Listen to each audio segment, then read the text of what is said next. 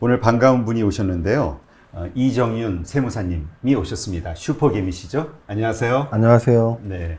저희가 사실 그 허영만 화백님의 그 만화의 고수로 소개된 분이고, 그래서 이제 이분의 어떤 경험을 얘기를 듣다 보니까 요즘 주식과 관련해서 그 주린이라고 표현하죠. 맞습니다. 주식 어린이. 예, 이런 분들이 워낙 주식의 기초서부터 뭔가 좀 배우고 싶어 하는 이런 게 있어서 좀 우리 이정윤 세무사님이 가지고 계신 그 본인이 만든 그 투자법 이것에 대해서 기초부터 한번 다뤄보면 어떨까라는 생각을 했습니다. 그렇죠? 근데 마침 이 이정윤 세무사님이 전에 내셨던 책 삼박자 투자법이라는 책이 있는데 제가 이렇게 목차를 보니까 너무 디테일하게 모든 주식에 대해서 다 언급을 하고 있기 때문에 이걸로 하나의 교과서처럼 주식 공부를 한번 해봐도 괜찮겠다라는 생각을 하게 됐습니다. 그래서 제가 세무사님께 부탁을 드려서 이런 시간을 만들었는데요. 앞으로 몇 회에 걸쳐서 이 책에 나오는 내용들을 좀 디테일하게 파고 들어가는 걸로 이걸 한번 전체적으로 마스터하면은 그냥 기본적으로 주식에 대해서는 투자에 대해서는 기본은 잡힐 것 같다는 생각이 드는데 어떠세요? 네, 일단 삼박자 투자법이라는 책을 썼을 때의 그 원고의 기본은 어떤 마음으로 썼냐면, 그러니까 초보 투자자분들도 좀 쉽게 읽을 수 있는, 그리고 또 좀 경험이 되신 뭐 3년, 5년 이상 되신 분들도 어떤 생각하지 못했던 부분에 대한 인사이트를 얻을 수 있는, 그래서 뭐 초보 주린이 분들부터 좀 주식을 잘 하시는 분들까지도 좀 다방면에 어울리는 책을 썼다고 생각을 하는데, 한번 오늘 설명을 잘 해보겠습니다. 네. 저도 보니까 너무 괜찮은 것 같아서 제가 제안을 드렸는데 저도 기대가 좀 됩니다. 그럼 일단 바로 질문을 드릴게요. 우리가 투자를 하기 전에 먼저 투자 타입을 알아야 된다라는 말을 하셨더라고요. 이게 어떤 의미입니까? 그러니까 투자 타입보다 좀 더 정확히 말씀드리면, 그 개인 투자자, 개인의 타입을 정하자는 거죠. 예를 들어서 쉽게 설명을 드리면, 우리가 화장품을 사러 가면, 사실 남자분들은 잘 모르지만, 여성분들 화장품 고르는 걸 보면, 뭐, 지성 피부, 건성 피부에 따라서 그렇죠. 화장품 종류를 고르더라고요.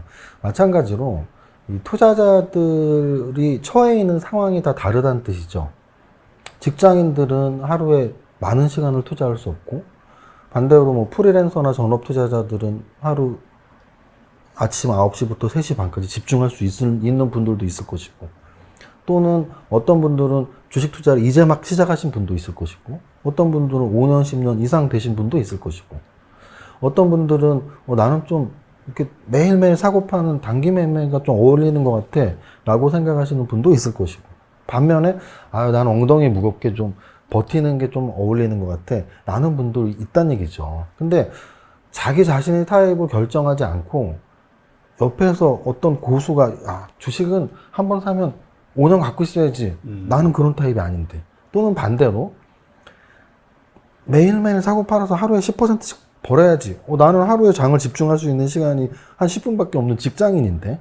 그래서 투자 타입을 먼저 자기 스스로 생각을 해보는 거죠. 나의 지금 처해진 상황이 하수인지 고수인지, 직장인인지 뭐 프리랜서나 전업인지, 또는 주식 경험은 얼마나 되는지, 내 타입이 펀드 매니저 타입인지 분석을 좋아하는 애널리스트 타입인지, 그런 타입을 결정해야지 거기에 맞는 딱 맞는 맞춤 전략이 이제 생길 수 있다는 뜻입니다. 네, 그렇군요.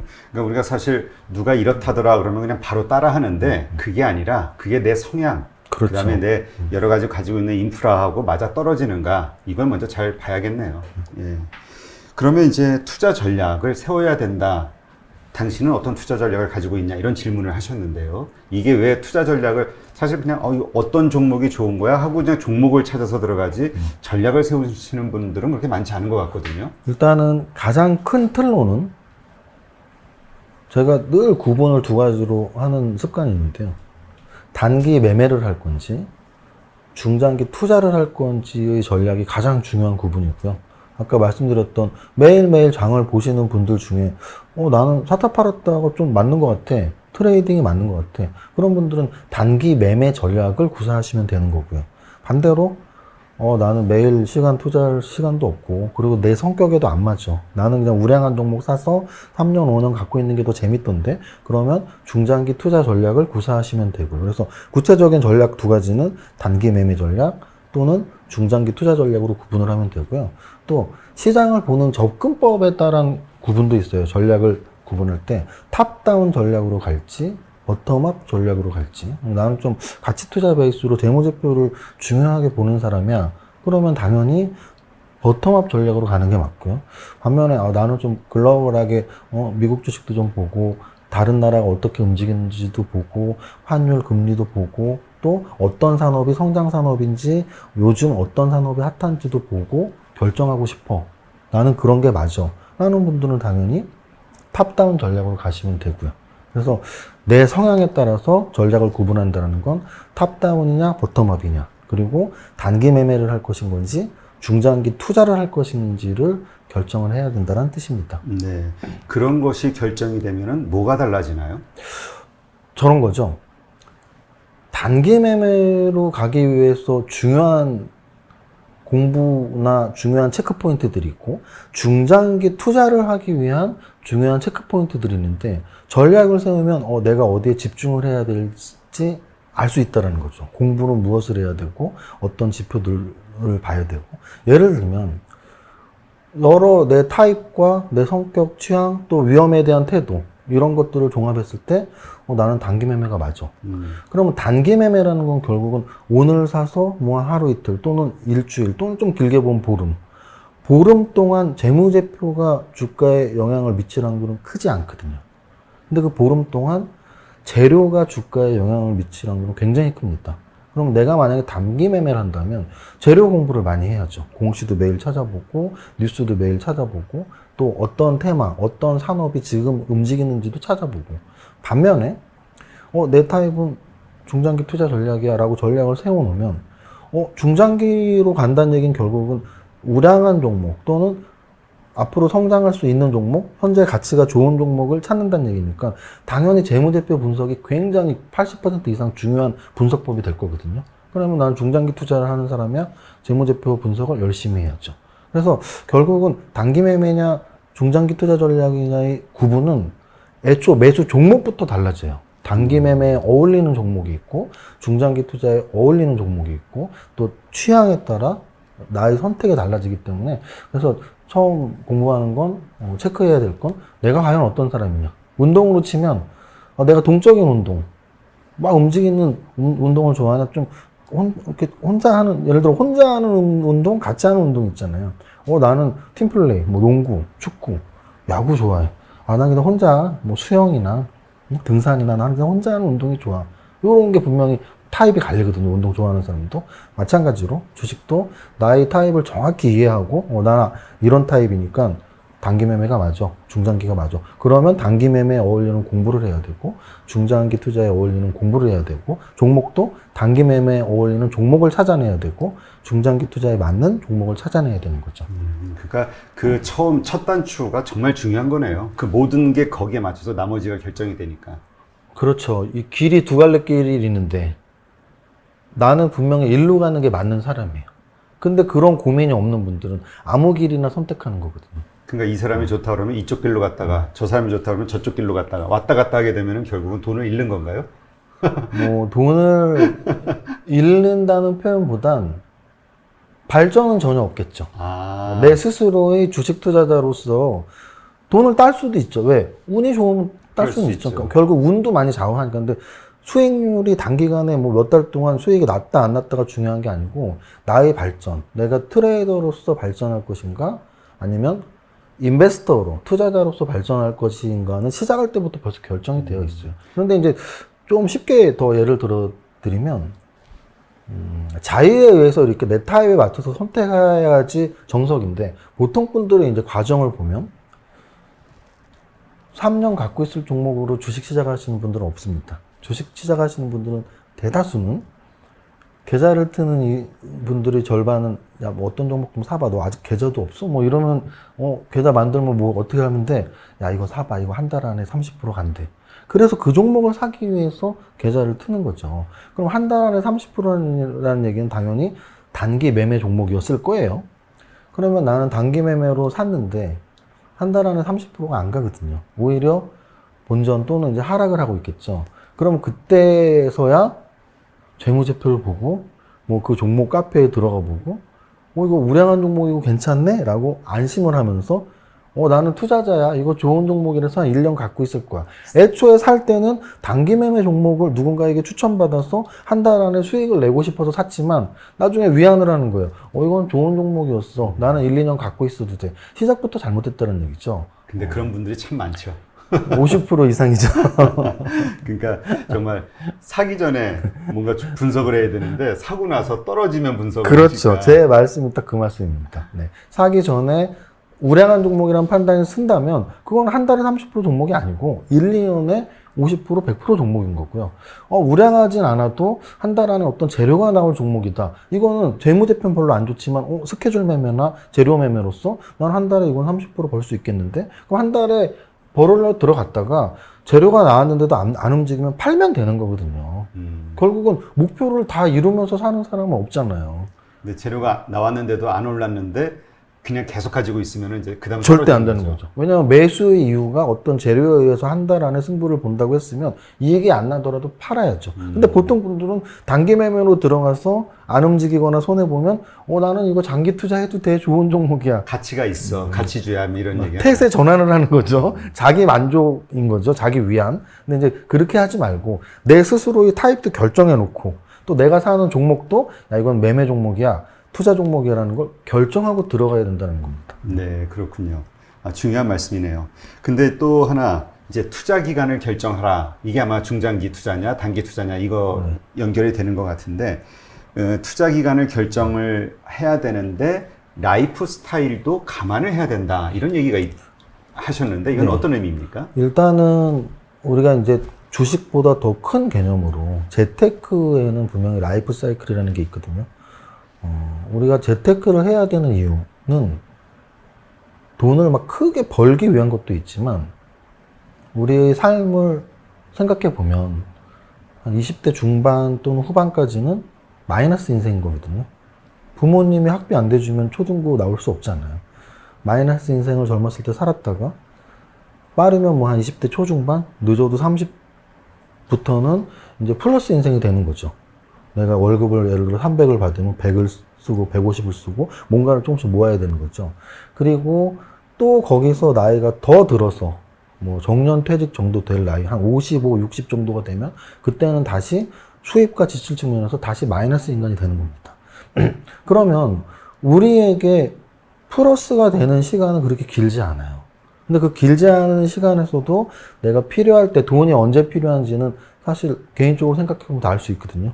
내가 뭐 집을 언제 사야 된다든지 또는 뭐 결혼할 때 자금이 필요한다든지 그러면 제한된 자원, 예를 들어 내 은행 계좌에 1억이라는 돈이 있을 때 난 이거는 한 5년 있다간 분명히 필요한데 집을 사거나 뭐 할 때 그럼 그분은 그 라이프 사이클에 맞는 투자를 해야 된다는 거죠. 근데 보통 분들 전 이런 분도 되게 많이 봤어요.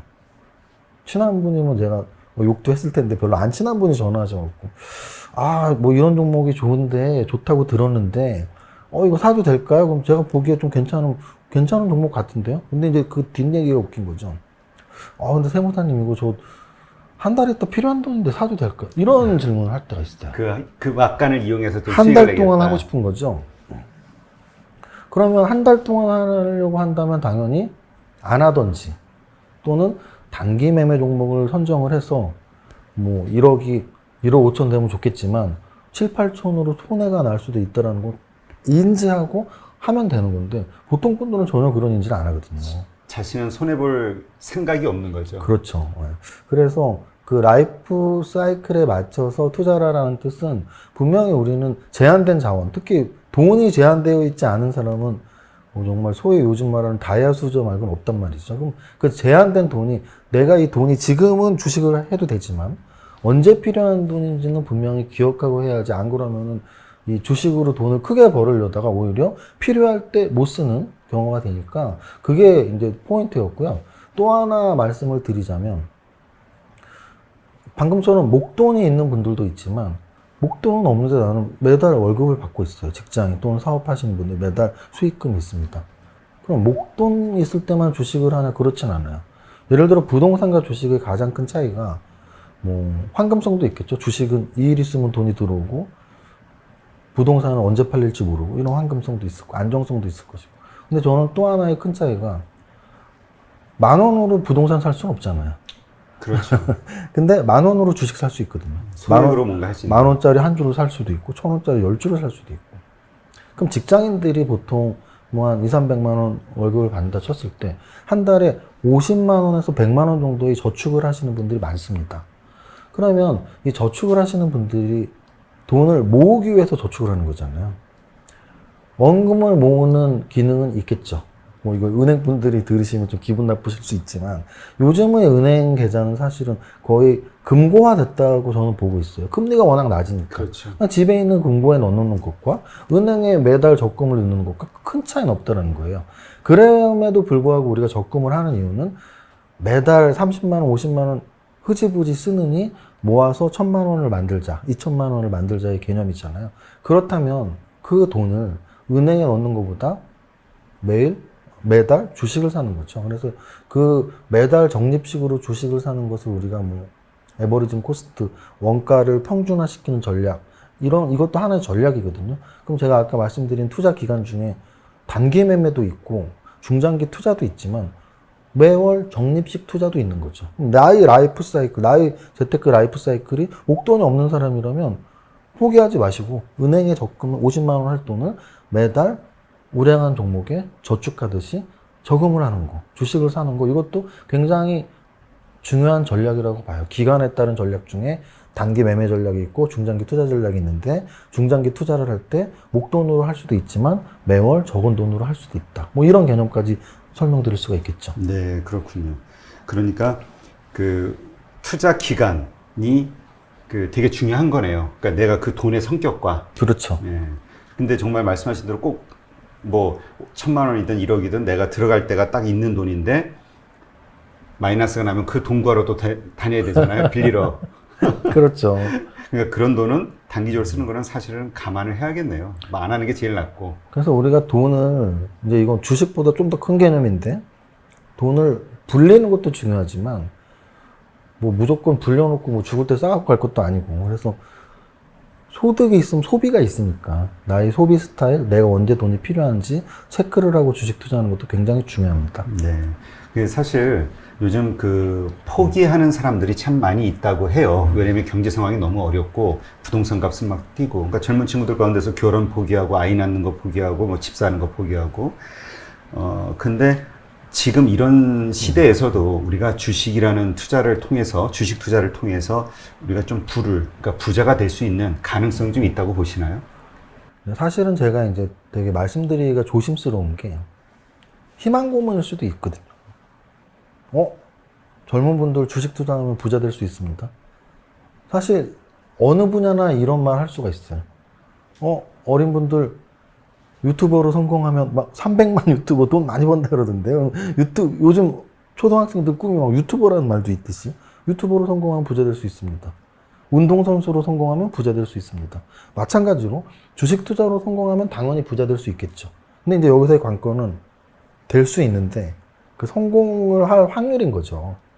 그러면 주식 투자로 부자가 될, 그러니까 부자가 아닌 사람이 주식 투자로 부자가 될 확률은 저는 높은 확률은 아니라고 봐요. 그러니까 다른 어느 분야나 마찬가지로 뭐 상위 1% 또는 그 미만이라고 보고요. 다만 돈을 크게 모으는 부자가 되지 않더라도 적어도 저는 그런 생각을 해요. 아까 말씀드렸던 은행에 돈을 넣는 게 그냥 금고에 넣는 정도의 시대가 됐을 때 결국은 뭐 경제학적으로 이게 화폐 가치가 계속 떨어진단 말이에요. 구매력이 감소되는 거죠. 왜냐? 물가는 올라가니까.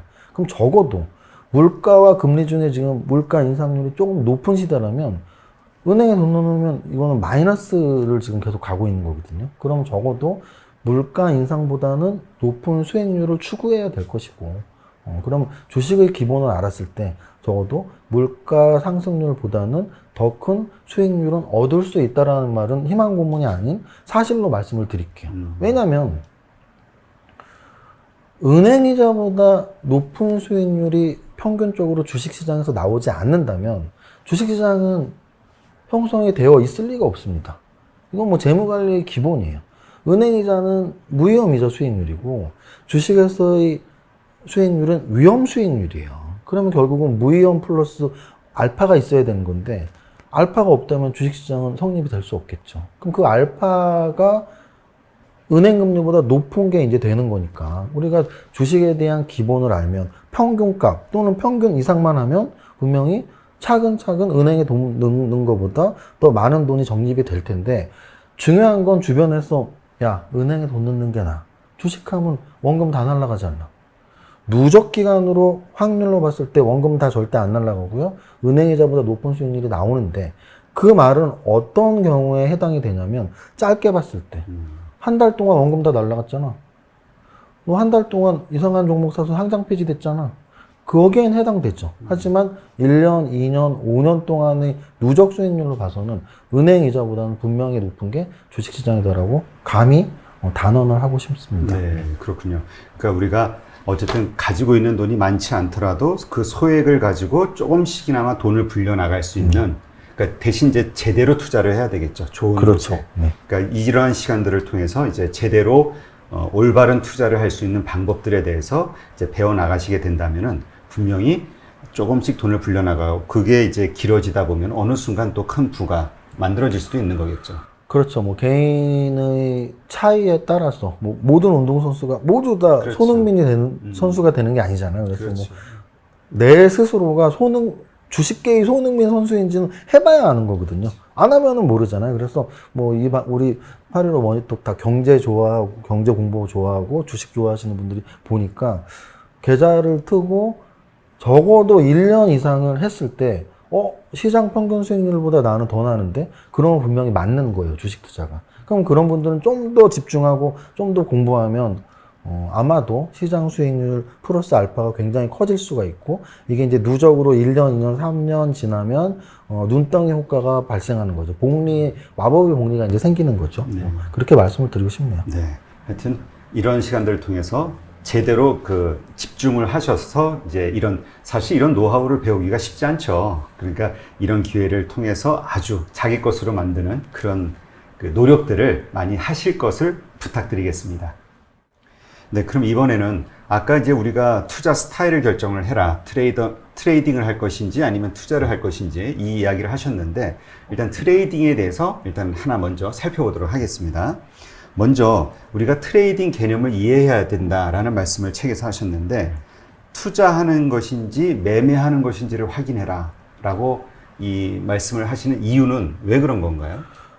사실은 저는 그런 생각을 해요. 저는 오래전부터 어렸을 때부터 주식에 관심도 있었고 실제 오래 투자를 해왔고 현진 시장의 미국의 책도 많이 읽었고 근데 우리나라 투자자분들 중에 가치 투자에만 목매는 분들이 사실 되게 많이 있어요. 근데 가치 투자와 대비되는 개념으로 가격 매매라고 저는 용어를 만들었어요. 이거 뭐 네이버에 검색해도 나오지 않습니다. 가치 투자와 대비되는 단어로 이제 가격 매매라고 저는 만들었는데, 왜 사람들이 매매를 좀 이렇게 낮게 보는 경향이 있더라고요. 근데 저는 낮게 볼 건 아니라고 보거든요. 왜냐면은 우리 주변에서 사실 투자라고 하면서 매매인 경우가 굉장히 많습니다.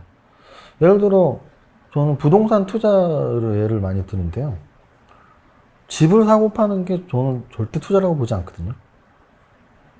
제가 무슨 아파트를 한 채 샀는데 그 아파트를 3년 있다 팔 때 그 아파트의 가치는 1도 올라간 게 없어요. 오히려 가치가 떨어졌겠죠. 벽도 허물어가고 수도도 고장나고 현관문도 고장나고 근데 더 비싼 가격에 팔린단 말이죠. 가치랑 전혀 상관없이 가격이 올랐기 때문이거든요. 그러면 결국은 우리가 부동산에서 수익을 내건 주식에서 수익을 내건 수익을 낸다라는 건 사고 팔았을 때 싸게 사서 비싸게 팔았을 때만 수익이 나는 거거든요. 가격의 움직임에서 싸게 사고 싼 가격에 사고 비싼 가격에 팔았을 때만 수익이 나는데 가격에 관심이 없대요. 그러니까 수익이 안 나는 게 아닐까라는 생각을 굉장히 많이 하고 있고요. 제 말은 뭐 단타를 쳐라 이게 아니고 수익의 메커니즘, 수익의 구조상 가격에 관심을 가지지 않으면 수익을 낼 수 없다라는 얘기예요. 10,000원에 사서 20,000원에 팔아야지 주식시장에서 돈을 버는 거고요. 아파트를 3억에 사서 5억에 팔아야지 아파트 매매에서 돈을 버는 거거든요. 여러분들 아파트나 토지 살 때 계약서 다 쓰잖아요. 거기에 무슨 투자 계약서라고 써 있나요? 매매 계약서라고 써 있거든요. 그렇죠. 사고 팔고예요. 그렇죠. 근데 이제 왜 우리나라에서 사고 팔고 매매를 왜 투자보다 아래로 볼까라고 했을 때 저는 이런 생각을 해봤어요. 우리나라 그 예전 조선시대 뭐 이럴 때 사논공상이라는 말 있잖아요. 그렇죠. 사농공상. 상을 좀 가장 하에 농사, 공업, 농업, 공업, 상업. 근데 우리 세계사 공부할 때 보면 뭐 유럽의 네덜란드 상인, 뭐 영국 상인, 뭐 스페인의 무적함대가 결국은 그런 유럽에서의 그런 해상이 발전했던 이유가 상업 때문이었거든요. 그렇죠. 트레이딩 때문이었거든요. 뭐 인도의 뭐를 사오고 자기네 무엇을 팔고 사고 팔고가 결국은 경제의 기본, 자본주의의 기본인데 왜 사고 파는 게 나쁘다 그러지? 저는 그거 이제 동의할 수 없는 거죠. 우리가 골동품 투자라고 하지만 골동품도 매매거든요. 고려청자 1억짜리를 사서 2억에 팔았다? 고려청자의 가치가 뭐가 변했겠어요? 그냥 똑같은 청자일 뿐인데 가격이 바뀌는 거거든요. 그럼 그 변동되는 가격을 이용해서 수익을 추구하는 건 너무나 당연한 건데 부동산에서도 가격의 변동, 골동품에서도 가격의 변동, 주식에서도 가격의 변동. 그러면 가격의 변동을 이용하는 건 과연 우리가 매매일까? 매매예요. 그러면 투자는 무엇이냐? 투자는 가격의 변동이 중요하지 않습니다. 투자는 가치의 변동이 중요해요. 그래서 가치 투자라는 말을 하는 거고요. 가격 매매라는 말을 하는 거예요. 좀 더 쉽게 제가 예를 들어 볼게요. 부동산은 다 매매냐? 아니요. 부동산 투자 있습니다. 제가 사실 부동산 공부도 많이 했거든요. 아, 그래요? 부동산 석사까지 있으니까. 적어도 부동산의 투자는 뭐냐면 부동산이 가치 개발인 거죠. 아까 제가 말씀드렸던 아파트를 사고 팔았어? 매매. 그런데 만약에 뭐 양평이나 뭐 청평 쪽에 강가에 땅을 샀습니다. 땅을 10억을 샀어요.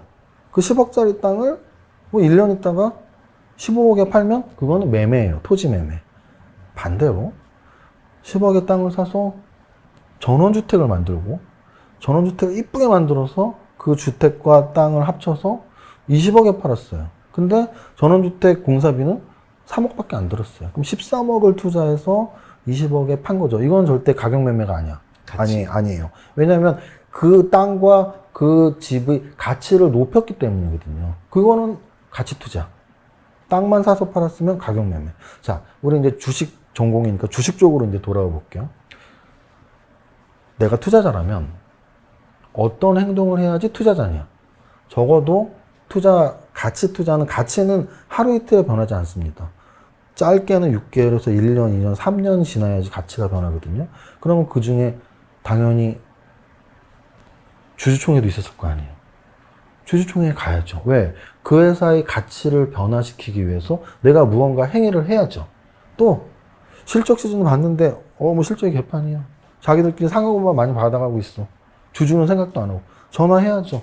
왜? 나는 투자를 했으니까. 투자를 했으면 그 회사의 가치가 좋아지도록 노력을 해야지 그게 투자자의 의무거든요. 전화도 하고 주주총회도 가보고. 그리고 워렌 버핏이 코카콜라를 왜 마시겠어요? 투자자니까 마시는 거예요. 그렇죠. 내 거니까. 코카콜라를 마시면 그 기업의 가치가 올라간단 말이에요. 투자자니까 마시는 거예요. 내가 만약에 투자자라면 그 기업의 제품도 이용하고 그게 투자자예요. 반면에 나는 주식 매매한 건데 매매자는 IR 담당자한테 전화할 필요도 없고 주주총회에 갈 필요도 없고 왜? 가격 변동만 보는 거니까. 그리고 매매는 짧은 거거든요. 적어도 하루 이틀에서 한 달, 그 안에 가치는 절대 변하지 않습니다.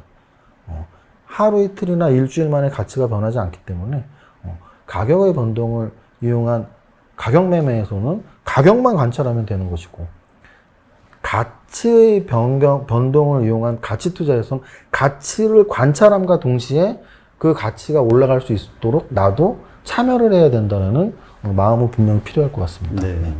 그러면 우리가 그럼 가치, 가격, 즉 그걸 보고 내가 트레이딩을 하는 것인지 투자를 하는 것인지가 결정이 되는 건데 기준, 그러니까 어떤 가치를 기준으로 봐서 이게 투자할 만하다.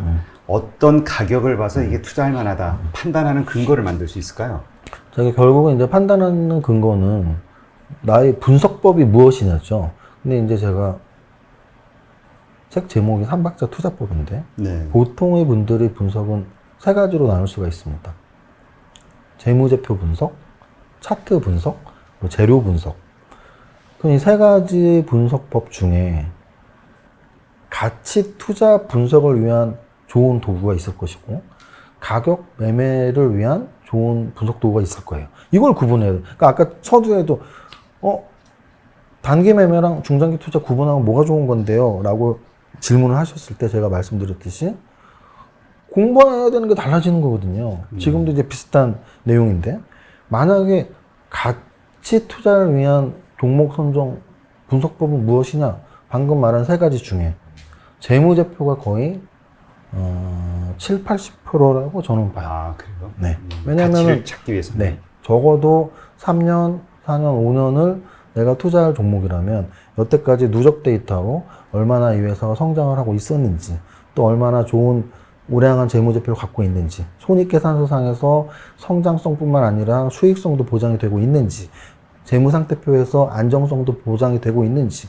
또는 숨어있는 우량 자산은 없는지 또는 숨어있는 우발부채는 없는지 여러 가지들 재무제표에서 찾아내면서 이런 정도의 재무제표라면 정말 믿을만한데 성장성도 있고 안정성도 있고 수익성도 있고 그러면 1년, 2년, 3년 믿고 가자. 이게 바로 가치투자 종목을 선정하는 분석법 1순위 재무제표. 거기서 조금 더 볼 수 있다면 뭐 그래도 차트도 보면서 적정한 매수가 정도 지금 너무 고점이 좀 싸지면 살까 이 정도는 한 10% 정도의 비중.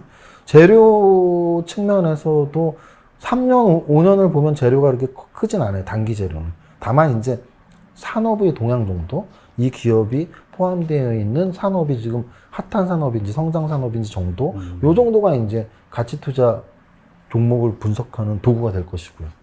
반면에 단기 매매를 내가 하는 사람이야. 나는 오늘 사서 적어도 한 달은 절대 안 갖고 있으면 한 달 안에 또는 빨리 승부 보면 1, 20% 수익 나면 일주일 안에라도 팔 거야. 그러면 재무제표의 비중은 현저히 떨어지죠. 재무제표 분석은. 왜냐면 분기마다 한 번 나오는데 매일 재무제표 나오는 회사는 없잖아요. 3개월에 한 번 재무제표 나오는데 그 3개월에 한 번 나오는 재무제표가 3개월 동안 계속 주가에 영향을 주진 않거든요. 결국 정보가 나오면 하루 이틀에 다 반영이 돼요. 실적 시즌에 우리는 다 알잖아요. 어닝 서프라이즈가 나오면 그날 막 상한가 가는 종목도 있고 아니면 어닝 쇼크가 나오면 그날 10% 20% 떨어지는 종목도 있고 하루 이틀이면 재무제표가 다 반영이 돼요. 그런데 내가 매매를 하루 이틀 또는 일주일만 할 건데 재무제표를 보고 할 수는 없죠. 그러면 그럴 땐 단기 매매 종목을 선정할 땐 제가 보는 관점으로는 재료가 1순위죠. 왜냐하면 사실 오늘도 상한가 종목이 있었을 것이고 그저께도 있었을 것이고 매일 상한가 종목은 한 3개에서 10개 나오거든요. 그들이 재무제표가 좋아서 상한가 치는 게 아니란 말이에요. 하루 상한가 친 것들을 대부분 보면 뭐 리포트에서 좋다고 언급을 했거나 공시가 나왔거나 아니면 뭐 해외 뉴스나 우리나라 뉴스 중에 관련이 있어서 야, 이 종목 사야 돼 하고 단기 트레이더들이 달라붙은 거거든요. 그래서 단기 상승의 핵심은 재료니까 단기 매매 종목 선정할 땐 재료를 좀 포인트를 많이 두고 비중을 많이 두고 그 다음에 차트 정도. 재무제표는 비중이 없다. 반대로 중장기 투자 종목을 선정할 땐 재무제표 분석 비중이 아주 높아지고 차트 조금, 재료는 그냥 조금 이렇게만 접근을 하는 분석법이 제일 좋다고 저는 봅니다. 네, 그렇군요. 그래서 그런 이제 뭐 우리 분석법과 관련해서 다음 시간에 좀 더 자세하게 다루는 걸로 하고요. 이러한 방식으로 가격, 그러니까 투자 가치가 됐든 가격이 됐든 자신이 정한 기준에 맞춰서 이제 들어가는 그렇게 하면 될 것 같고요. 근데 가격을 제대로 이해해야 된다라는 이제 제목의 글이 있던데 이거는 어떤 의미인가요? 일단 가격이라는 걸 우리가 가격이 어떻게 결정되는지를 정확히 모르시는 분들이 너무 많은 것 같아요.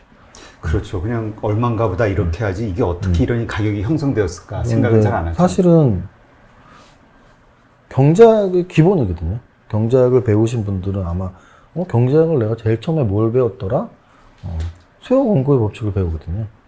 그럼 수요 공급의 법칙의 핵심은 시장에서 가격이 결정되는데 그 가격은 수요와 공급에 의해서 결정된다는 거예요. 근데 이 시장에서 결정되는 가격, 이게 경제학의 모든 시장에 다 통용이 되거든요. 예를 들어 환율 시장에서 결정되는 환율 시장의 가격은 우리가 환율이라고 해요. 환율 시장에서도 그 외환에 대한 수요와 공급이 만나는 점에서 환율이 결정되는 거고요. 또 금융시장에서, 자금시장에서도 가격이 결정되겠죠. 그 가격을 우리는 금리라고 해요. 자금시장에서 돈이 필요한 사람과 돈을 빌려주는 사람, 수요 공급이 딱 만나는 점에서 금리가 결정되고요. 또 노동수요시장, 우리가 뭐 노동수요시장 또는 뭐 인력시장이라고 할 수도 있죠. 거기에서는 뭐가 결정될까요? 임금이 결정돼요. 바로 우리가 일하는 것이 가격이죠. 이렇게 세상에 있는 모든 시장에서의 모든 가격은 수요와 공급이 만나는 점에서 결정이 돼요. 주식시장은 다를 리가 없죠. 근데 심지어는 아마 이 방송 보시는 분들 중에 아마 10분 중에 한두 분은 나도 몰랐는데 할 거예요. 주가가 뭔지 모르시는 분들이 많더라고요. 주가가 뭐냐고, 주가는 주가지. 뭐의 줄임이니, 뭐의 줄임이니 힌트를 줘도 몰라요. 주가는 주식의 가격이거든요. 주식의 가격. 그리고 우리 거래하는 주식시장을 시장이라고 하잖아요. 그럼 주식시장에서 결정되는 주식의 가격은 시장에서 결정되는 가격이니까 너무나 당연히 수요와 공급의 법칙에 의해서 결정돼요. 이거를 이해하면은 굉장히 많은 게 이제 또 보이는 거죠. 왜? 우리 HTS 상에서 현재가 창을 잘 생각해 보세요. 10호가씩 보이거든요. 10호가도 못 알아들으시는 분도 있을 텐데, 이렇게 호가, 매수 호가, 매도 호가, 현재가를 기준으로, 현재가가 10,000원이면 그거보다 좀 싸게 사고 싶어 하는 사람들이 주문을 넣었단 말이에요. 10개. 9,900원, 9,800원, 이게 이제 매수 호가예요. 10,000원 위에 좀 더 비싸게 팔고 싶은 분들, 1,100원, 12,000원, 이게 매도 호가예요. 매수와 매도가 딱 만나서 결정된 그 가격이 현재 가격이에요. 매수는 바로 수요인 거고요. 매도는 공급인 거예요. 그러면 이제 이거를 이해하면 굉장히 시장 분석이 쉬워져. 야, 이 종목 왜 상한가 갔어? 수요자가 많았어. 매수 주문자가 많았어. 이 종목 왜 떨어져? 파는 사람이 많았어. 사는 사람이 많으면 주가가 올라가는 거고, 파는 사람이 많으면 떨어지는 거고. 근데 엄밀히 말하면 매수매도 거래가 됐다는 얘기는 사람이 많은 건 아니에요. 다만 강도가 더 센 거죠. 강도가. 매수자의 강도가 난 비싸게라도 살 거야. 그럼 올라가는 거고, 야 나는 싸게라도 팔 거야. 그럼 내려가는 거고. 또 하나는 이런 분석도 가능하죠. 유상증자를 하면 대부분이 악재로 나와요. 왜 악재일까 고민하시는 분 많지 않을 거예요. 그렇죠. 유상증자하면 주식수가 많아지잖아요. 주식수는 많아지면 공급이 많아지는 거잖아요. 공급이 많아지면 주가가 떨어진다니까. 자, 예를 들어서 대주주가 매도를 한다라는 기사가 나오면 주식은 떨어져요. 왜? 시장에 공급량이 많아졌잖아요. 대주주가 홀딩하고 있던 물량을 팔았으니까. 반대로 자사주 매입 재료가 나오면 주가는 좀 그래도 긍정적으로 움직여요. 왜냐? 수요가 많아지는 거잖아요. 매수주는. 그래서 결국은 가격이 어떻게 움직일까? 매수와 매도 때문에 움직여. 그럼 여기서 또 하나 연결을 시키면 누가 매수하는 게 좋아? 누가 매도하는 게 좋아? 라는 매매 동향까지도 연결시킬 수가 있어요. 그러면 외국인과 기관이 매수하는 게 좋을까? 개인이 매수하는 게 좋을까? 외국인이 매수하는 게 사실은 시장 전체 또는 개별 종목에서 외국인이 순매수할 때가 가장 좋습니다. 그 이유는 이렇게 보면 될 것 같아요. 외국인이라고 해서 한 사람은 아니겠죠. 뭐 여러 기관 또는 여러 외국인이겠죠.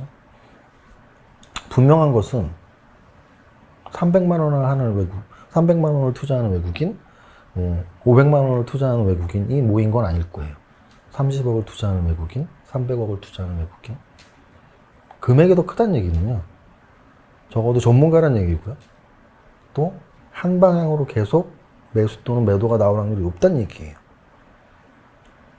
300만 원은 하루에 살 수 있지만 300억은 하루에 살 수 없거든요. 그래서 외국인들이 순매수로 접근하는 종목 또는 시장 전체일 때 우리 투자자들이 호응을 하는 거죠. 외국인이 순매수하는 종목이야. 외국인이 순매수하는 시기야.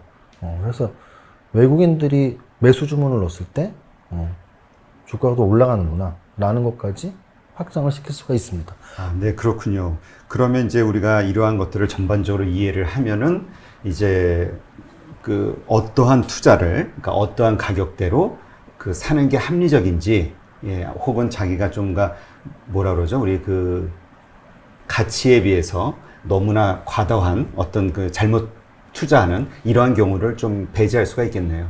그렇죠. 일단은 가격을 확인하고 가치를 보는 게 가장 좋은 거죠. 그러니까 가치 투자를 한다고 해서 가치만 연구해서는 성공할 수 없죠. 왜냐하면 가치 투자라는 것 자체도 내가 생각하는 이 회사의 가치보다 낮게, 싸게 거래되는 거니까 결국은 가격하고 비교를 해야 되거든요. 그래서 가격의 변동을 분명히 이해하는 게 중요하다는 말씀 드린 거고, 방금 전에 이제 주식 시장에서 결정되는 주식의 가격은 수요 공급의 법칙에 의해서 결정된다는 건 이 시장의 흐름을 읽을 때 얘기고요.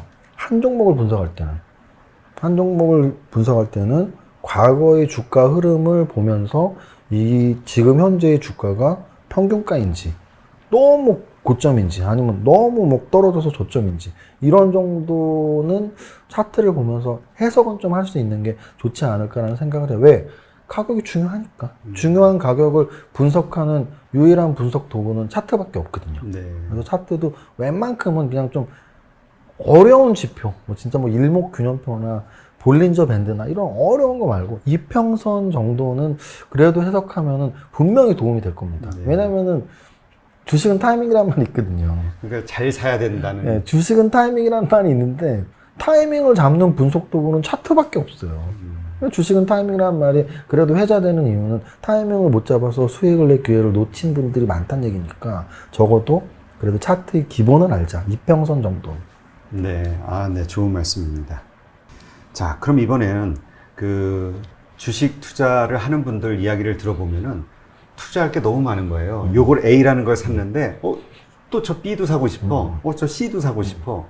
좋은 게 너무 많이 보이니까 처음에는 이거 언제까지 가져가야지라는 마음을 갖고 있다가 일단 좀 팔아가지고 이거 샀다가 다시 와야지. 아직은 좀 더 눌림목이 있을 거야. 이런 생각 하다가 또 낭패 보는 분들도 있고 참 여러 케이스가 있는데 책에서도 마침 통찰력을 가지고 선택과 집중을 해야 된다라는 말씀을 하셨어요. 네. 이 부분에 대해서 좀 이야기를 해주시죠. 네, 통찰력 그리고 선택과 집중 이런 거 이제 제가 트렌드를 잘 읽자라는 설명인 건데요.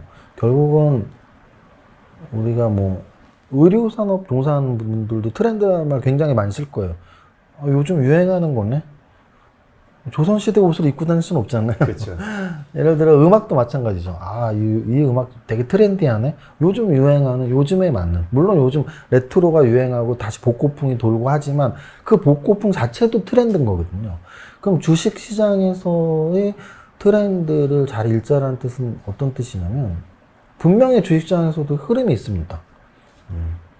산업의 흐름도 있고요. 또는 투자자의 성격도 있고요.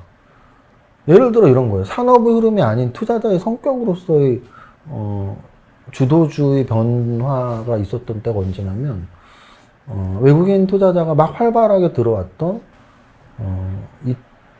90년대 초반 정도가 되겠네요. 90년대 초반? 죄송합니다. 2000년대 초반. 이제 IMF 이후에 이제 외국인한테 투자 개방이 됐단 말이에요. 네. 그래서 외국인들이 2000년도 초반부터 이제 물밀듯이 들어왔는데, 그때 이제 은행주나 이런 종목들이 좀 주도주가 됐었어요. 그 이유는 저퍼주 열풍 때문이었거든요. 외국인들은 어떤 투자를 해? 재무제표 보고 사. 재무제표 보고 어떻게 사는 건데, 퍼가 낮은 종목을 좋아한다는데, 그래, 저퍼주가 뭐가 있어? 야, 은행주 같은 거 얼마나 저퍼주야? 그래서 은행주가 굉장히 많이 올랐었습니다. 이런 식으로 그때 유행이 있는 거죠. 예를 들어, 글로벌 금융위기 이후에 차화정 정세라고 있었어요. 차화정 정세. 자동차, 화학, 정유. 기관들이 요즘 자금이 많아졌어. 기관들이 뭐 좋아해? 그때 기관화 장사라고 했거든요. 기관들 자동차, 정유, 화학 세 가지 업종밖에 안 산대. 그래서 그 세 가지 업종만 올랐어요.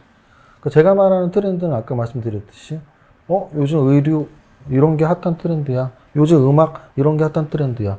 요즘 주식 이런 게 핫한 업종이야 라는 얘기예요.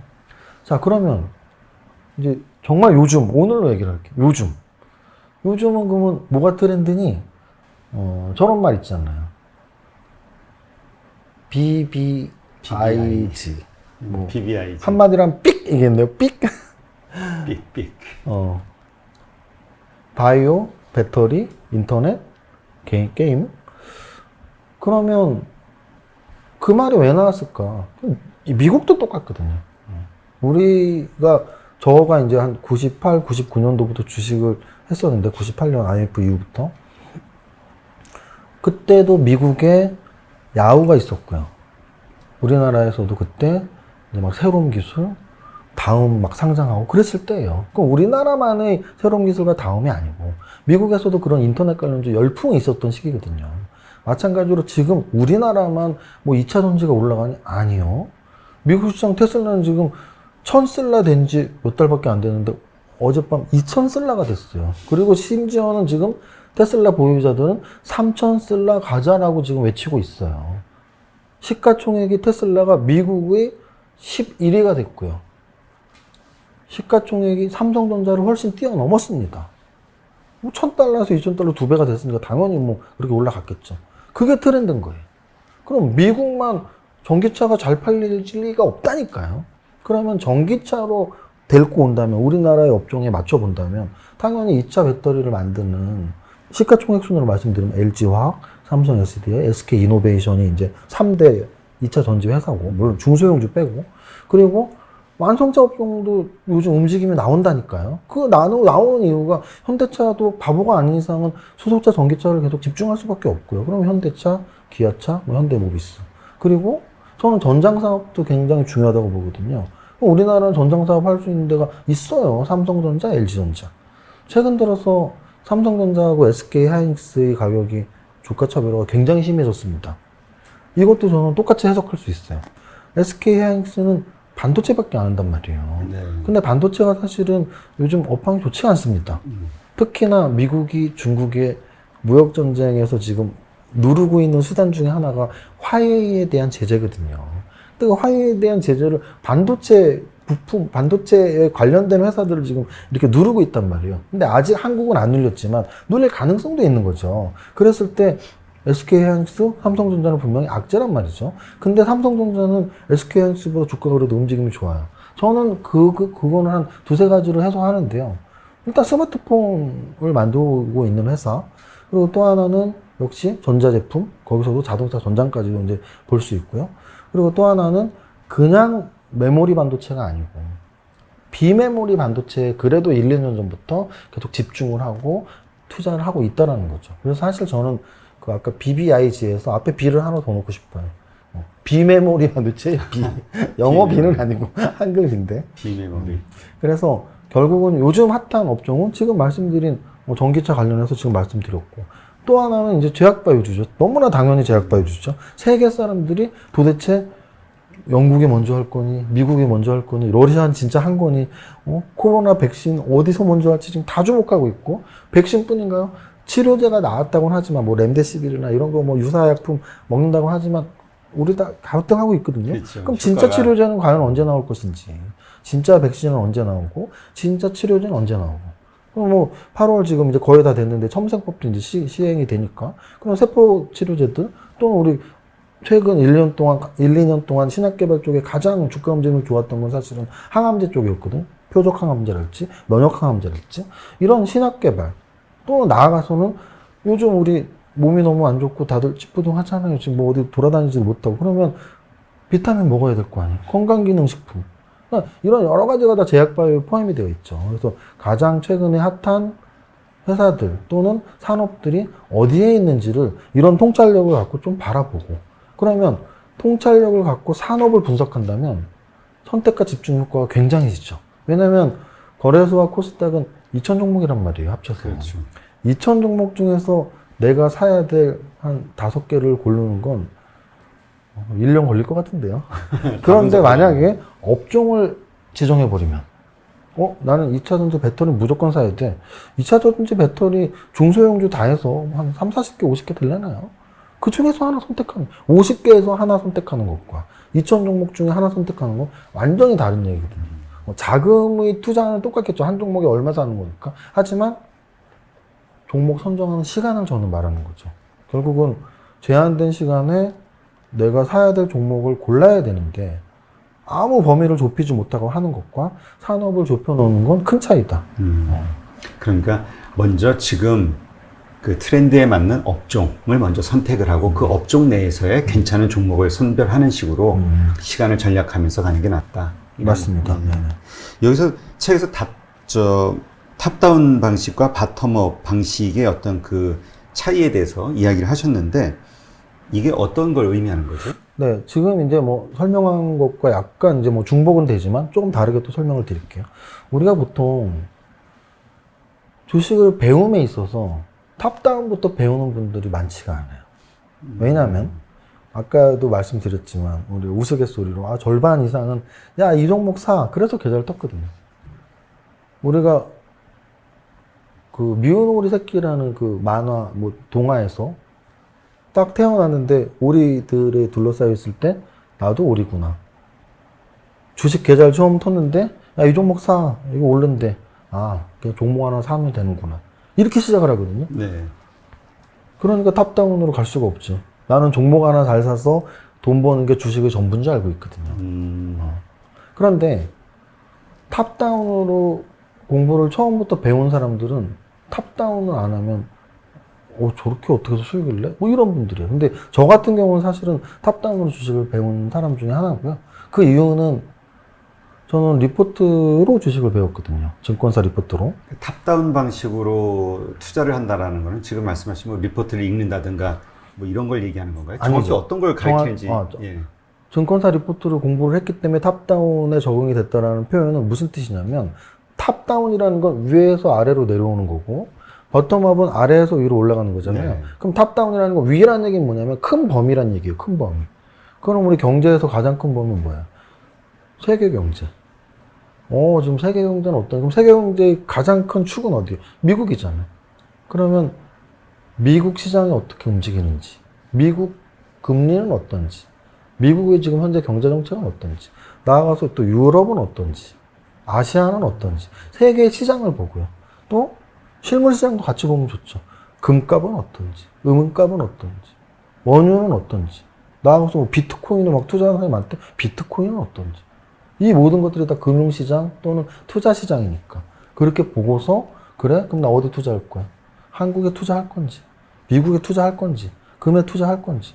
그래, 한국에 투자할 거야? 무슨 업종에 투자할 거야? 제약바이오에 투자할 건지, 자동차에 투자할 건지. 이런 것들이 바로 탑다운인 거예요. 바텀업은 아래에서 위? 그럼 맨 아래는 뭐예요? 종목이잖아.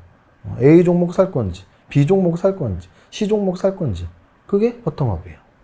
근데 버텀업으로 해서 수익이 날 때도 있어요. 근데 시기에 따라, 시대에 따라 다른데 지금은 분명히 업종별 주가 차별화가 너무 심해요. 지금 가는 종목만 간다라는 말이 있고 BBIG라는 말이 왜 나왔으면. 근데 미국도 똑같다니까요. 지금 미국도 테슬라만 가고 있고 애플과 같은 기술주만 가고 있고. 그럼 결국은 4차 산업혁명이라는 큰 틀 속에서 움직이고 있고. 이렇게 전체를 보는 것과 나 그런 거 다 필요 없어. 나 그냥 회사 접어주. 이거 은행 좋네, 은행주. 그 은행 산업이 과연 지금 성장 산업이냐 이거죠. 아니란 얘기죠. 재무제표만 보면 은행주를 고를 수도 있어요. 재무제표만 보면 철강주를 고를 수도 있어요. 건설주를 고를 수도 있어요. 그 종목이 나쁘다는 건 아니에요. 그 업종에서 좋은 종목 하나를 고를 수도 있겠죠. 결국은 우리가 주식 투자로 접근을 했을 때 50% 플러스 알파를 노린다는 건 확률을 진짜 1%라도 올리기 위해서 노력하는 건데 산업을 제대로 선정하고 거기서 종목을 선정하는 것과 산업 없이 전체 종목에서 선정하는 것과는 성공 확률이 분명히 달라진다는 얘기죠. 그래서 저는 탑다운을 신봉하고 있는 편이고요. 또 하나는 탑다운을 하면 저런 비판이 있어요. 야, 경제 전체 또는 주식시장 전체 분석하면 뭐하냐? 너 그거 맞출 수 있어? 이런 비판이 분명히 있거든요. 그렇죠. 그러면은 버텀업으로 해서 맞추면 다들 떼돈 벌었게요? 그렇죠.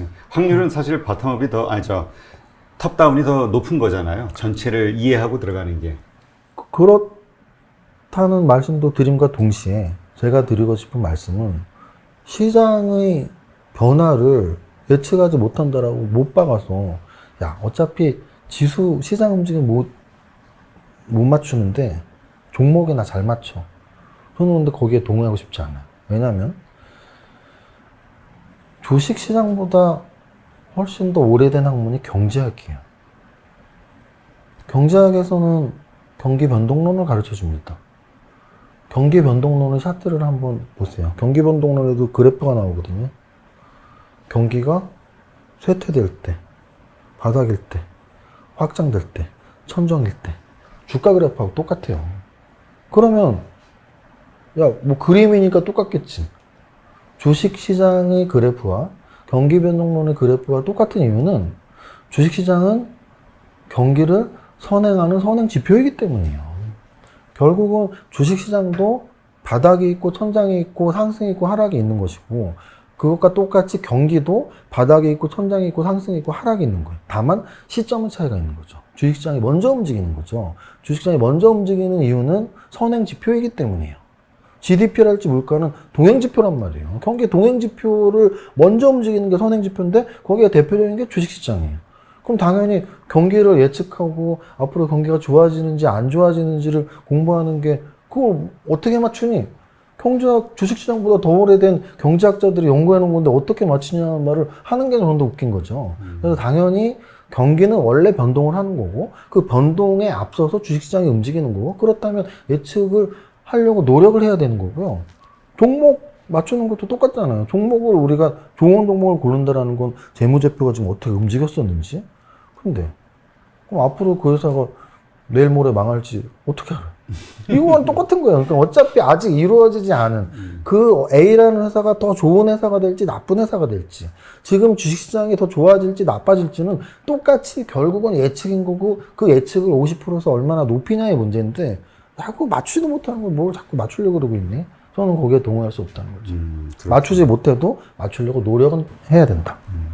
그러니까 사실 왜 전쟁과 전투는 좀 틀리잖아요. 그렇죠. 예, 그러니까 주식 투자 긴 호흡으로 보면은, 그러니까 전체 전반적인 모든 상황을 알고 해야 어떤 변수가 생기더라도 거기에 적절하게 대응을 하는데, 지난번 시간에서 말씀하셨듯이 잘 모르면 이거 어떻게 해야 되지 우왕좌왕하다가, 그렇죠. 버텨야 될 때 팔아버리거나 팔아야 될 때 버티는, 그러다가 손해가 더 커지는 그런 일들이 생길 수도 있겠죠.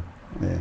그래서 이런 식으로, 그러니까 탑다운 방식, 그러니까 먼저 세계 경제, 거시경제에서부터 차근차근 이렇게 좀 내려다보는 이런 시각을 갖는 훈련을 해보시는 거 괜찮은 것 같습니다. 특히 한마디 딱 더 말씀드리면, 난 다른 나라 뭐 유가 환율 이런 거 어려운데 적어도 산업은 확실히 보자. 산업에서의 종목을 선정해야지, 전체 종목에서 종목 선정하는 것보다 산업은 결정하고 종목 선정하는 게 훨씬 연구 시간도 줄일 수 있고 투자 성공 확률도 높일 수 있다는 말 꼭 드리고 싶습니다. 네, 알겠습니다.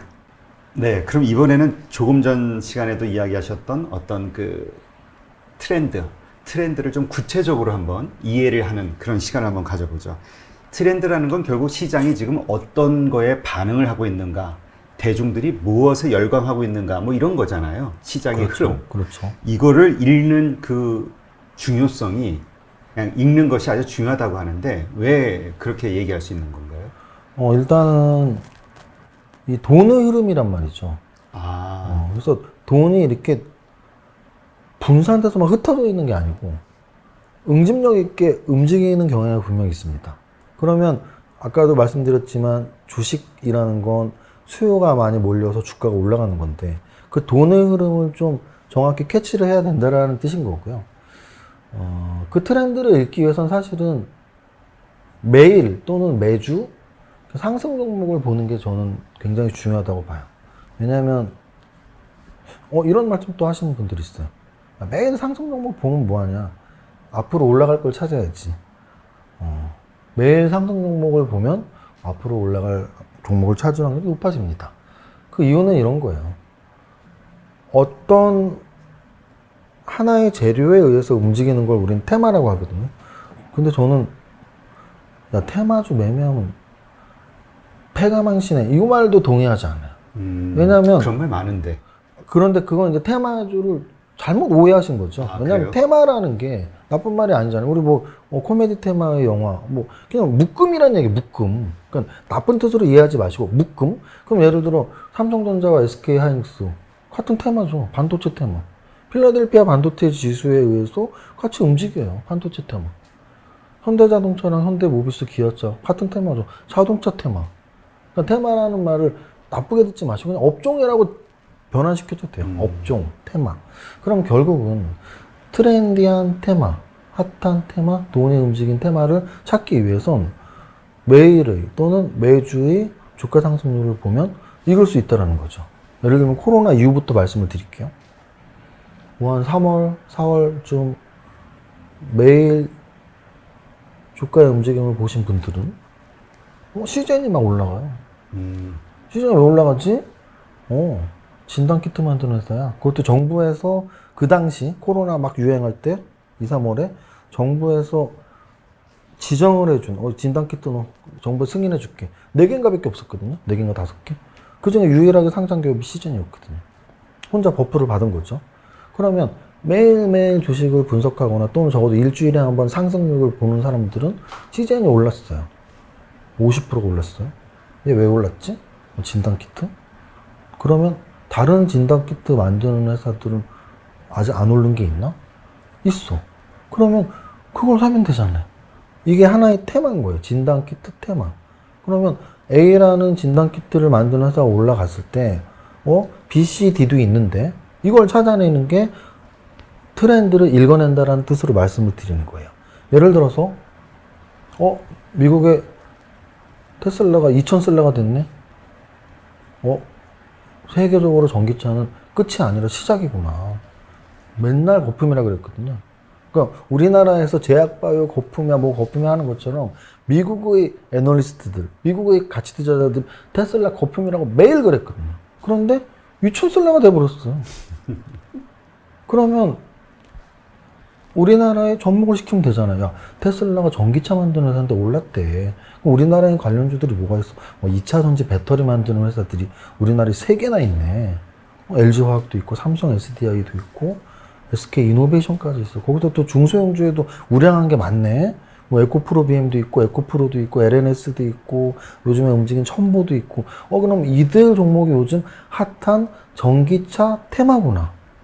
라고 생각하고 아직 안 오른 게 또 뭐가 있을까? 이렇게 찾는 게 바로 핫한 트렌드를 잡아내서 수익을 내려고 하는 노력들이죠. 근데 이런 것들을 그나마 알면서 또 비판하면 몰라요. 근데 해본 적이 없는 사람이 비판하는 건 전 동의할 수 없다는 얘기죠. 저는 사실은 팩트가 제일 중요하다고 보거든요. 예를 들어 이런 것도 있어요. 혹자들은 제가 이제 증권사 리포트를 처음부터 공부 교본으로 삼았었고 열심히 하다 보니까 증권사 리포트 공부하세요라는 말 많이 해요. 그러면 어떤 분들은 그래요. 그 주식 팔아먹으려고 하는 거 아니에요. 그래서 저는 늘 물어봅니다. 데이터 만들어 봤어요? 단 한 번도 대답을 못하죠. 만들어 본 적이 없으니까. 저는 데이터를 몇 년 동안 만들었었어요. 증권사, 우리나라에 예를 들어 20개 증권사가 있으면 엑셀에다 20개 쫙 놓고 매일매일 증권사 추천하는 거 놓고 추천일, 다음날, 일주일, 한 달 어떻게 움직이는지 시장 평균 수익률보다 높던데요?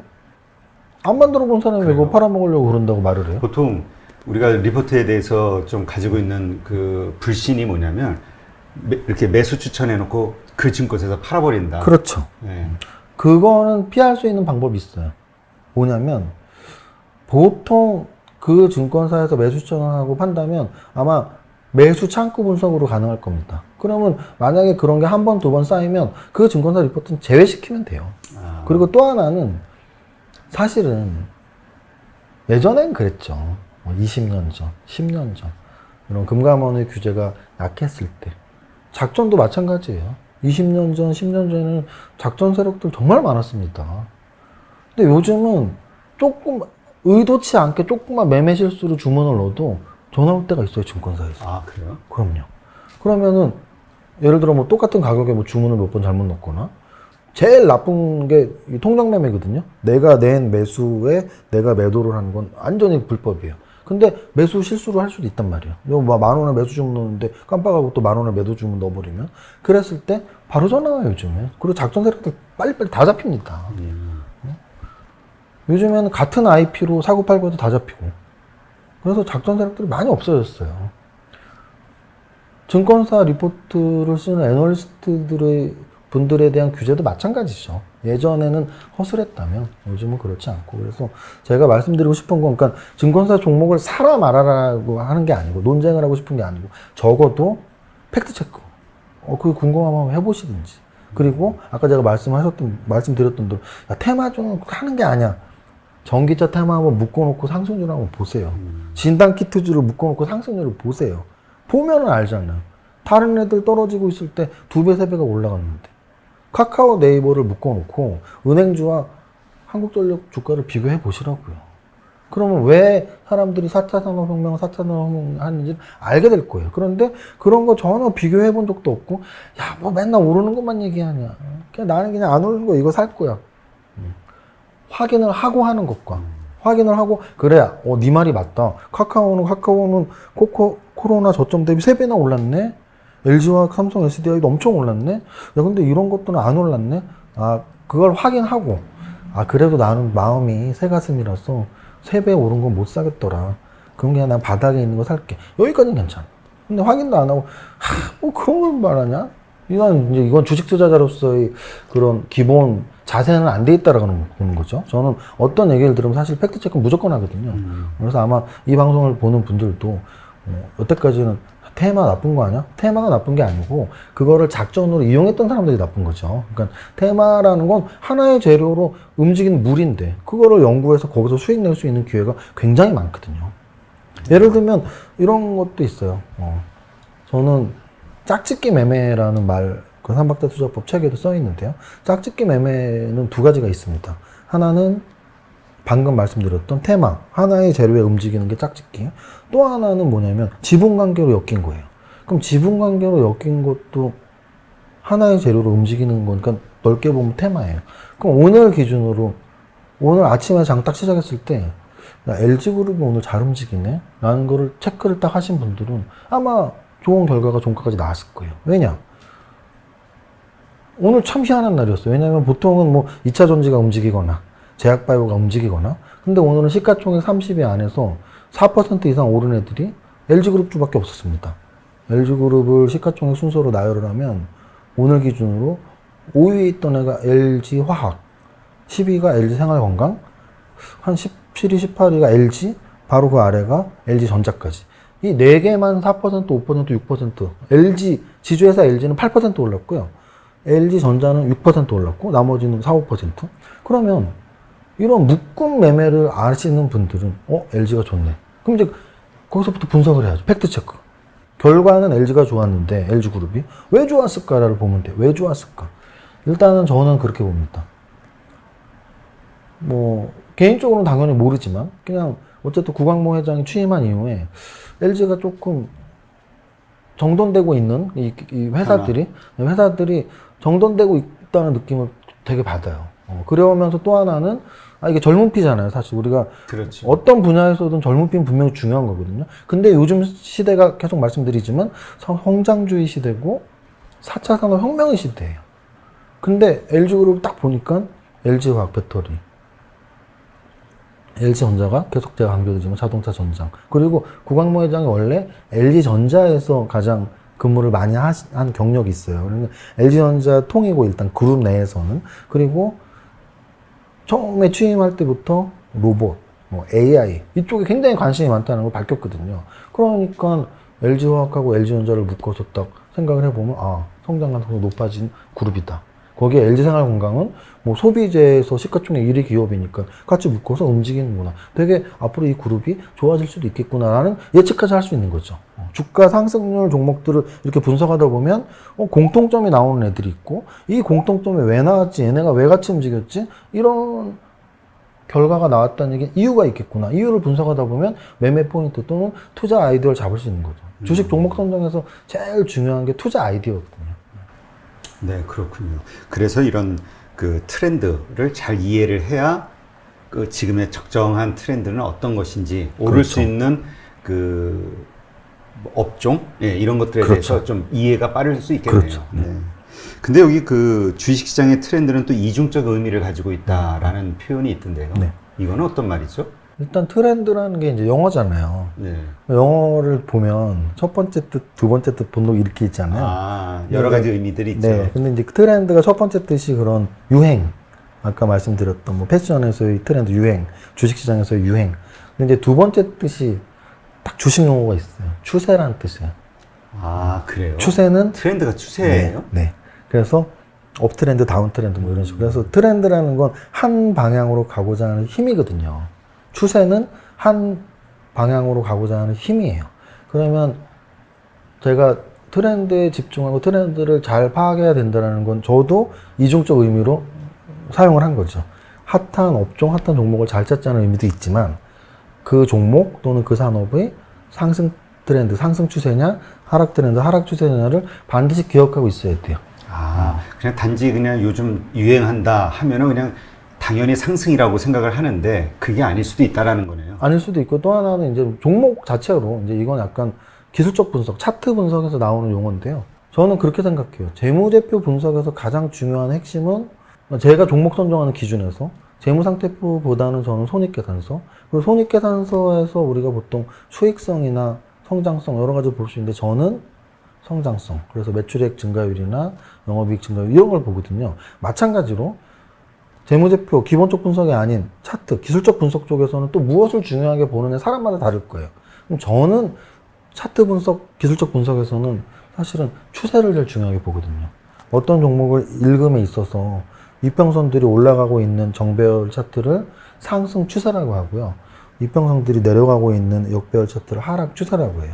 그러면 상승 추세에 따른 매매 전략과 하락 추세에 따른 매매 전략, 비추세에 따른 매매 전략 이 세 가지가 다 다른데 그걸 명확하게 인식을 해야 돼요. 그래서 저 같은 경우는 상승 추세를 좋아하니까 상승 추세 매매 전략을 정확하게 좀 파악을 하고 저만의 전략을 만들어 놓은 상태인 거죠. 네, 그렇군요. 이제 물론 그 여러 가지 뭐라 그럴까 많은 그 스터디가 있고 난 다음에 아마 좀 완전히 이해가 될 수도 있는 걸 것 같아요. 그렇죠. 만들어진 뭐, 그 추세 분석 전략이라는 네, 게. 차트를 모르시는 분들은 지금 제가 말씀드린 뭐 상승 추세, 정배열 이런 걸 못 알아들으시니까 그렇죠. 조금 힘들 수도 있죠. 그렇지만 그래도 좀 간단하게 네. 어떤 식으로 우리가 추세를 분석을 해서 그 매매에 활용할 수 있는지 좀 가장 좀 뭐랄까 자주 사용하시는 방법. 예. 일단은 기본부터 말씀드릴게요. 왜냐하면 제가 어떤 매매법을 설명한다고 해서 그 매매법을 한번 듣고서 수익에 적용하기는 정말 쉽지 않거든요. 그렇지. 그래서 차라리 기본을 말씀드리는 게 더 낫고요. 결국은 상승 추세, 하락 추세의 끝은 변곡점이에요. 상승 추세의 끝은 변곡점, 하락 변곡점. 하락 추세의 끝은 상승 변곡점. 그러면 이제 이 변곡과 추세의 개념을 명확히 알면 절대 사기꾼한테 당할 일이 없습니다. 아, 자, 그래요? 우리 주변에 보면은 이런 거 많아요. 상승 반전, 뭐 하락 반전 잡아내는 소프트웨어를 개발했다. 아, 뭐 1,000만 원에 사라, 5,000만 원에 사라. 변곡점을 잡아내는 기계는 없어요. 변곡점을 잡을 수 있다면 아마 1년 안에 1초까지 벌 수 있을걸요. 왜냐면 제가 지난번에도 한번 말씀드렸던 것 같은데 2배씩 10번 하면 1,000배란 말이에요. 1억으로 2배 10번 하면 1,000억인데요. 선물옵션 시장에서는 어차피 차트니까 차트는 주식시장에서만 해결되는 게 아니에요. 선물옵션 시장, 해외 선물 시장, 실물 자산 시장 모두에서 다 통용이 되는데요. 옵션 시장은 하루에 2배 이상의 주가 범위가 나온단 말이에요. 그러면 변곡점을 알면 하루에 2배씩 벌 수 있어요. 열흘이면 1억이 1,000억대거든요. 말도 안 되는 얘기예요. 그러면 변곡을 일단 못 맞춘다고 가정을 하는 거죠. 맞추면 벌써 1조 다 벌었어야 되는데 그런 사람 없으니까 변곡을 못 맞춰요. 그러면 추세는 맞출 수 있냐? 추세는 맞추기가 쉬워요. 왜냐하면 추세는 한 방향으로 가고자 하는 힘이니까 하루에 추세가 쌓이는 건 절대 아니란 말이에요. 변곡점은 하루에 끝나요. 상승하다가 오늘 변곡점 찍었으면 내일부터 하락. 변곡점은 하루예요. 근데 그 하루의 변곡점을 만나기 위해서 추세는 길게는 1, 2년, 짧게는 3개월, 6개월까지 가는 거죠. 그러면 1년 동안 상승 추세인 종목 또는 6개월 동안 상승 추세인 종목을 사면 앞으로 6개월 더 1년 더 상승할 확률이 높다라고 사는 거예요. 근데 그럼 언제 파냐? 변곡점에 팔면 좋죠. 변곡점을 모른다니까요, 우리는. 그럼 변곡점을 지나고 나서 팔면 돼요. 아, 변곡점은 모르는데 지나면 알 수 있거든요. 그럼 지나고 나서 팔면 돼요. 이게 상승 추세 매매 전략이에요. 상승 추세 매매 전략은 결국은 적어도 한 달, 두 달, 세 달 올라오는 종목, 야, 이거 상승 추세 탔네? 나도 같이 타자. 언제 끝날진 모르지만. 근데 만약에 운이 좋아서 3개월에 탔는데 3년을 가면 2년 7개월 동안 그냥 놀고 먹는 거예요. 상승 추세 아주 제대로 탄 거죠. 테슬라 같은 경우. 테슬라 상승 추세에서 제대로 탄 사람들은 수년 동안에 수십 배 벌었단 말이에요. 말해서 내릴 필요가 없어요. 왜? 변곡점을 안 지났으니까. 그럼 그 변곡점, 물론 지나고 나서 알 수 있는 그 변곡점의 형태는 어떻게 이루어져 있나요? 대부분은 이평선 차트상으로는 머리, 어깨, 무릎, 발 헤드앤숄더죠. 어깨가 있고 머리가 있고 어깨가 있어요. 그게 이제 상승에서 하락 변곡점의 머리인데요. 그러면 이 헤드앤숄더에서의 모양에서 우리가 올라가면서 꼭지 찍고 내려가니까, 그럼 내려가니까 당연히 오른쪽 어깨잖아요. 네. 오른쪽 어깨에서 팔으라고 많이 말을 하는 거예요. 그래서 우리가 주식 경원에서 야, 무릎에서 사서 어깨에 팔아. 이 어깨는 당연히 내려가는 어깨, 오른쪽 어깨인 거죠. 그래서 그렇군요. 상승 추세와 변곡점과 하락 추세, 또 다시 변곡점, 상승 추세, 이것들에 대한 이해와 연구와 노력이 저는 좀 그래도 중요하다고 봅니다. 네. 그럼 이제 말씀하신 역 헤드 앤 숄더, 그게 역계된 숄더는 머리, 어깨의 반. 그러니까 이제 하락하다 바닥 찍을 때가 쌍바닥 패턴이 역계된 숄더. 그리고 쌍봉 패턴 올라갈 때가 헤드 앤 숄더. 아, 헤드 앤 숄더. 그럼 헤드 앤 숄더가 되면 네. 동안 형성되는 거죠. 오랫동안. 네, 네, 네. 그 이미지 네네네. 데이터 몇 장만 좀 보내주세요. 아, 그래요? 예, 방송에 이렇게 좀 네네네. 내보내게. 그냥 이렇게 산이라고 생각하면 돼요, 산. 산. 정상이 있고, 정상 양쪽에 봉우리가 두 개가 있는 거죠. 네, 알겠습니다. 한 두세 장만 좀 보내주세요. 그래서 제가 보시는 분들 위해서 여기 저 이미지를 한번 첨부하도록 하겠습니다.